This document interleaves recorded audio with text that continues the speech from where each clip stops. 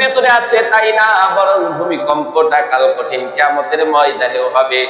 ইযা যুলজিলাতিল আরদু জিলজালাহা ওয়া আখরাজাতিল আরদু আসকালাহা।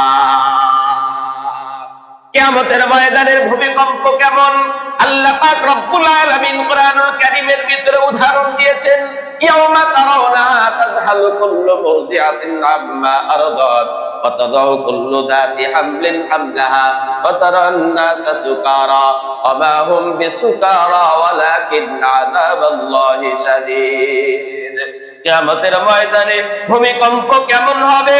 কোন মহিলা সে যদি গর্ভধারণকারী হয়, পেটের ভিতরে তার যদি বাচ্চা থাকে, এই ভূমিকম্প এত মারাত্মক হবে কিয়ামতের ময়দানে। ওই ভূমিকম্পের কারণে, ওই ভয়ের কারণে, ওই আতঙ্কের কারণে, মাত্রা বেশি হওয়ার কারণে মহিলার পেট থেকে বাচ্চা এমনি এমনি প্রসব হয়ে যাবে।